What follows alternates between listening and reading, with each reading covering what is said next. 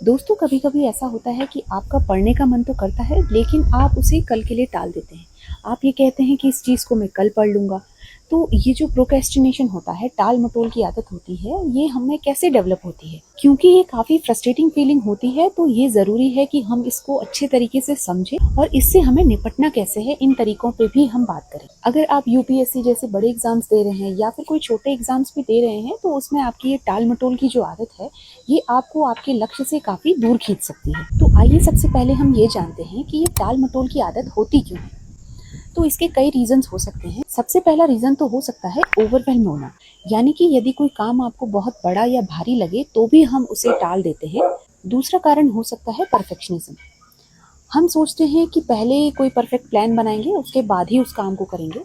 तो ये परफेक्शन कभी आपका आता नहीं है, जिससे कि आपका काम डिले होता जाता है। इसका अगला कारण डिस्ट्रैक्शन हो सकता है, जो TV, mobile phone, social media इत्यादि से आ सकता है। अगला कारण हो सकता है लो मोटिवेशन, यानी कि अगर आपका जो गोल है वो क्लियर या इंस्पायरिंग नहीं है, तो भी ब्रेन उसे अक्सर अवॉइड करता रहता है।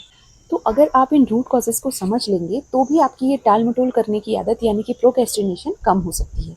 तो दोस्तों अब हम बात करते हैं सॉल्यूशन की।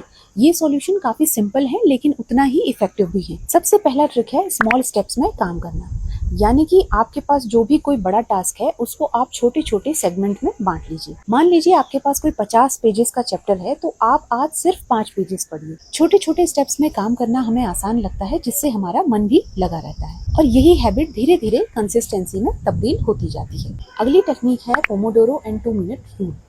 25 मिनट पढ़िए, 5 मिनट का आप ब्रेक लीजिए। इससे आपका ब्रेन फोकस बनाए रखता है और टाल मटोल को रोक देता है। इसके साथ आप 2 मिनट रूल अपनाइए। जैसे यदि कोई काम अगर 2 मिनट में हो सकता है तो आप उसे तुरंत खत्म करिए। छोटे काम डिले होने से अक्सर बहुत बड़े बर्डन बन जाते हैं। तीसरी टेक्निक है डिस्ट्रैक्शन से आप अपने आप को दूर रखें। स्टडी के समय आप अपने फोन को साइलेंट या फिर फ्लाइट मोड पे रखें। साथ ही अपने स्टडी स्पेस जहाँ पे आप पढ़ाई कर रहे हैं उसको आप एकदम नीट एंड क्लीन रखिए, व्यवस्थित रखिए। एक नीट टेबल और आपकी प्रॉपर लाइटिंग भी आपके कंसंट्रेशन को काफी हद तक बढ़ा देती है। अगला ट्रिक है गोल्स, रिवॉर्ड्स और माइंडसेट। आप अपने क्लियर डेली गोल सेट कीजिए और उन्हें पूरा होने पे अपने आप को रिवॉर्ड दीजिए। ये 1 कप कॉफी हो सकती है, 10 मिनट का छोटा वॉक हो सकता है। साथ ही पॉजिटिव सेल्फ टॉक बहुत जरूरी है, जैसे कि आप अपने आप से कहिए कि मैं अभी के लिए थोड़ा सा पढ़ लेता हूँ, ना कि आप इस ओर ध्यान दीजिए कि अब बहुत लेट हो गया है, अब मैं पढ़ के क्या करूंगा। अपना माइंडसेट बदलिए, start small and stay consistent और फोकस पे सबसे ज्यादा ध्यान दीजिए। परफेक्ट होने के पीछे कभी भी आप मत भागिए, क्योंकि आप जब धीरे धीरे छोटे छोटे स्टेप्स लेते हैं तभी आप परफेक्शन की ओर जाते हैं। 5वां पॉइंट है प्रोग्रेस ट्रैकिंग। अपनी प्रोग्रेस को लिखें या फिर उसे ट्रैक करें।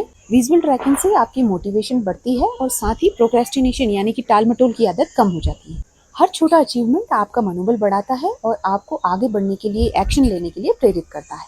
प्रोक्रेस्टिनेशन कोई परमानेंट प्रॉब्लम नहीं है दोस्तों, ये सिर्फ एक हैबिट है और जैसे कोई भी हैबिट आपकी बदली जा सकती है, वैसे ही इसे भी बदला जा सकता है। सबसे जरूरी है कि आप अपना माइंडसेट बदलें।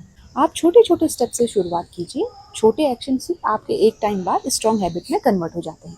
कई बार हमें रिजल्ट का सोचने से डर लगता है और हम एक्शन लेने से कतराते हैं, इसलिए आप फोकस करें प्रोसेस पे और एक्शन पे। और परफेक्शनिज्म से बचें, क्योंकि थोड़ा इम्परफेक्ट काम करना अच्छा है, बजाय कि आप कुछ भी ना करें। साथ ही अपने गोल को आप विजुअलाइज करें, उसे अपने दिमाग में इमेजिन करें।